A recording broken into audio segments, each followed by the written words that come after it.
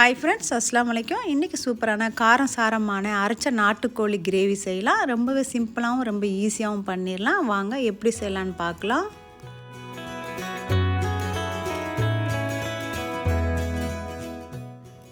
இந்த மாதிரி செஞ்சு சாப்பிட்னால சளித்தோல் இருமல் இருக்கிறவங்களுக்கு சரியாகும். நாட்டுக்கோழியில் செஞ்சு சாப்பிடும்போது இன்னுமே நம்மளுக்கு எதிர்ப்பு சக்தி ஜாஸ்தியாகும். அது மட்டும் இல்லை, ரொம்ப டேஸ்டியாகவும் இருக்கும். இப்போ வாங்க நம்ம செய்ய ஸ்டார்ட் பண்ணிடலாம்.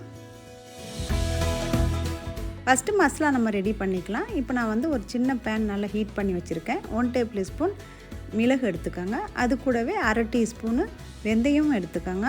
வெந்தயத்து கூடவே 1 டேபிள் ஸ்பூன் பெருஞ்சீரகம், இதுக்கு 1 டேபிள் ஸ்பூன் ஜீரகம் எடுத்துக்கலாம். அது கூட ஒரு சின்ன துண்டு பட்டையும் எடுத்துக்கோங்க.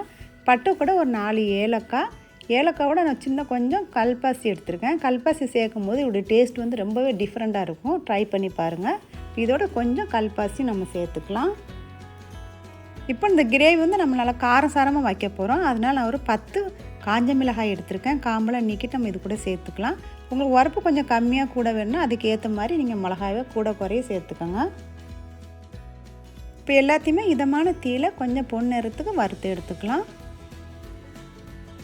இந்த மாதிரி நான் வறுத்து அரைச்சி செய்யும் போது கிரேவி நல்லாவே டேஸ்ட்டு தூக்கலாக இருக்கும். இப்போ பாருங்கள், இந்த அளவுக்கு நான் பொண்ணு நேரத்துக்கு நல்லா வறுத்து எடுத்துட்டேன். இப்போ அடுப்பு ஸ்டாப் பண்ணிவிட்டு நம்ம எடுத்துக்கலாம். எடுத்துகிட்டு நல்லா கொஞ்சம் ஆற விட்டுட்டு நம்ம திரிக்க ஆரம்பிக்கலாம்.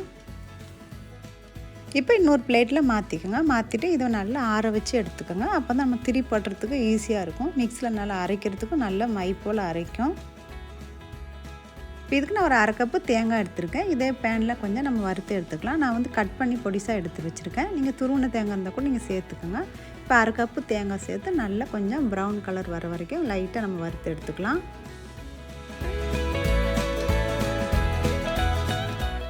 இப்போ இந்த தேங்காய் கூடவே ஒரு 4-5 இனுக்கு கருவேப்பிலையும் சேர்த்துக்கோங்க.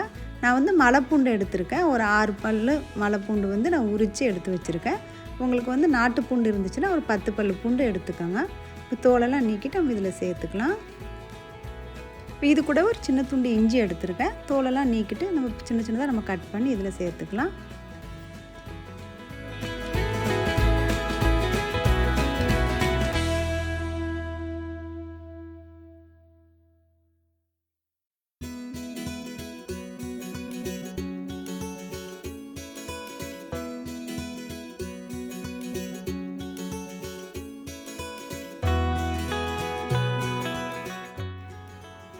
இப்போ வறுத்தப்புறமா இன்னொரு கிண்ணத்தில் நம்ம மாற்றிக்கலாம். மாற்றின அப்புறமா கொஞ்சம் சூடெல்லாம் தண்ணிட்டோம். கொஞ்சம் நேரம் அப்படியே விட்டுடலாம்.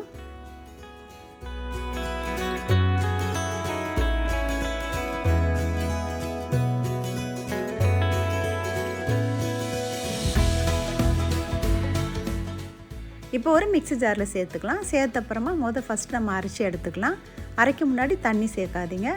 நம்ம தண்ணி சேர்த்தோம்னா தேங்காய் மிளகாலாம் வந்து அரைப்படாது ஒழுங்காக. அதனால் வந்து நல்லா வந்து இதெல்லாம் திரிக்கிற மாதிரி நல்லா எல்லாம் அரைப்படுற மாதிரி நல்லா அரைச்சி எடுத்துக்கோங்க.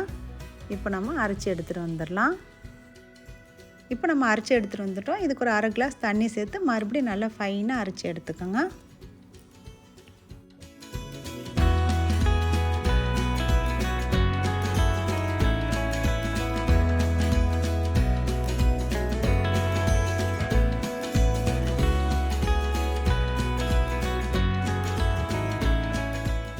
இப்போ நான் ஃபைனாக அரைச்சி எடுத்து வந்துட்டேன். ஒரு ஸ்டவ்வில் இப்போ பேன் வச்சுருக்கேன். பேன் நல்லா சூடாகட்டும். சூடான அப்புறமா தேங்காய் எண்ணெய் ஒரு 4-5 ஸ்பூன் தேங்காய் எண்ணெய் சேர்த்துக்கோங்க. நீங்கள் தேங்காய் எண்ணெய்க்கு பதிலாக நீங்கள் நல்லெண்ணெய் கூட சேர்த்துக்கலாம். இப்போ எண்ணெயை நல்லா சூடு பண்ணிக்கலாம். இப்போ எண்ணெய் நல்லா சூடாகிடுச்சு. இதுக்கு 2-3 பே லீஃப் எடுத்துருக்கேன். இந்த பே லீஃபை நல்லா இதில் லைட்டாக பொரிய விடலாம். இதுக்கு நான் 2 வெங்காயம் எடுத்து பொடிசாக கட் பண்ணி எடுத்து வச்சுருக்கேன். அது 1 கப்பு எடுத்துருக்கேன். இந்த வெங்காயத்தை நம்ம இது கூட சேர்க்கலாம்.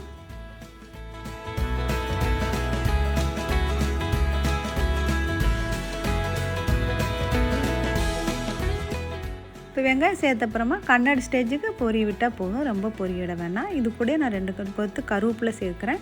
கருவேப்பிலை சேர்த்து நல்லா இது கொஞ்சம் லைட்டாக ஃப்ரை பண்ணி எடுத்துக்கோங்க. இதுக்கு 2 சின்ன தக்காளி எடுத்துருக்கேன். பொடியாக கட் பண்ணி எடுத்துக்கலாம். சேர்த்துட்டு இது கூடவே தேவையான அளவுக்கு நீங்கள் உப்பு சேர்த்துக்கோங்க.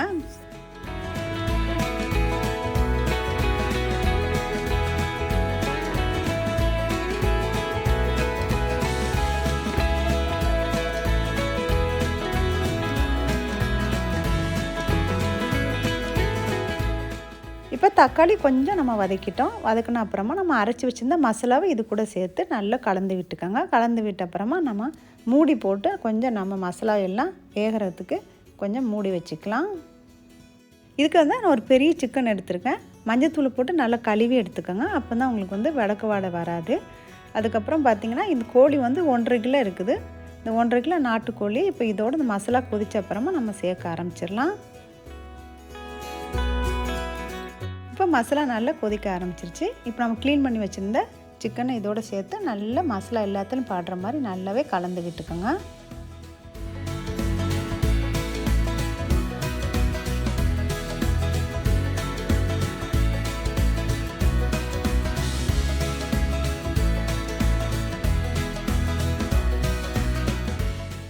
இப்போ சிக்கன் வேகிறதுக்கு நம்ம தண்ணி தேவைப்படுது. கொஞ்சம் தண்ணி வேணும். அதனால் நான் மிக்ஸி ஜாரில் ஒரு 1/2 கிளாஸ் தண்ணி சேர்த்துருக்கேன். நான் மிக்ஸியில் வந்து நிறைய மசாலா ஒட்டிகிட்டு இருக்குது. வேஸ்ட் பண்ணாமல் அந்த மாதிரி நம்ம தண்ணி ஊற்றி அலசி அந்த மசாலா ஃபுல்லாக நம்ம எடுத்துக்கலாம்.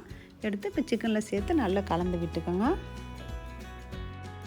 நான் வந்து சிக்கனில் வந்து அதிகமாக நான் தண்ணி சேர்க்கல. நான் திக்கு கிரேவி தான் வைக்க போகிறேன். நம்ம சால்னா மாதிரி உங்களுக்கு வேணுன்னா கொஞ்சம் தண்ணி நீங்கள் அதிகப்படுத்திக்கோங்க. இப்போ அதனால் நம்ம கொஞ்சமாக நம்ம தண்ணி சேர்த்துக்கலாம். இப்போ சிக்கன் வேகிறதுக்கு எப்படியுமே ஒரு 8-9 நிமிஷமாச்சும் ஆகும். அதனால் நம்ம லோ ஃப்ளேமில் மூடி போட்டு நல்லா வேக வச்சுக்கலாம். இப்போ கறி நல்லா கொதிக்க ஆரம்பிச்சிருச்சு. இப்போ திறந்து வந்து கீழே உள்ள கறி மேலே வர மாதிரி மேலே உள்ள கறி போகிற மாதிரி இடையிடையே 2-3 தடவை நீங்கள் நல்லா கலந்து விட்டுக்கோங்க. அப்போ தான் எல்லா கறியும் ஒரே மாதிரி நம்மளுக்கு வெந்து வரும். இப்போ கொஞ்சம் இதில் தண்ணி இருக்குது. மறுபடியும் கொஞ்சம் மூடி போட்டு இந்த தண்ணியெல்லாம் வற்றுற அளவுக்கு கொஞ்சம் கறியும் வேகட்டும். மறுபடியும் கொஞ்சம் மூடிக்கலாம். இப்போ கறி நல்லா வெந்து எண்ணெயெல்லாம் நல்லா விட்டுருச்சு. நல்லா பிரிஞ்சு வந்திருக்கு பாருங்கள். இந்த மாதிரி சூப்பராக வந்துட்டு கிரேவி நல்லா திக்காக ஆரம்பிச்சிச்சு. இப்போ கறி நல்லா ரெடி ஆயிடுச்சு. ஸ்டவ் ஆஃப் பண்ணிவிட்டு நம்ம இறக்கிக்கலாம்.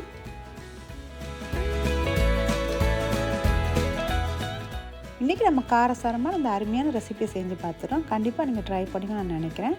இப்போ பிளேட்டில் நம்ம சேஞ்ச் பண்ணிக்கலாம்.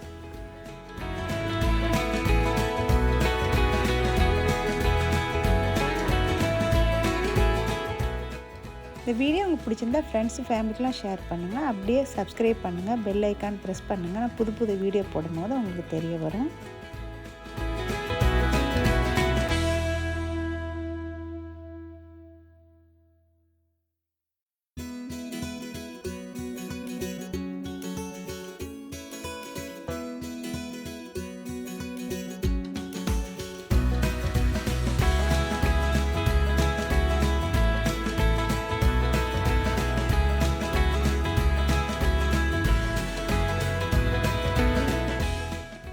இந்த காரசாரமான இந்த சிக்கன் கிரேவி உங்களுக்கு பிடிச்சிருந்தா லைக் பண்ணுங்கள், ஷேர் பண்ணுங்கள், சப்ஸ்கிரைப் பண்ணுங்கள்.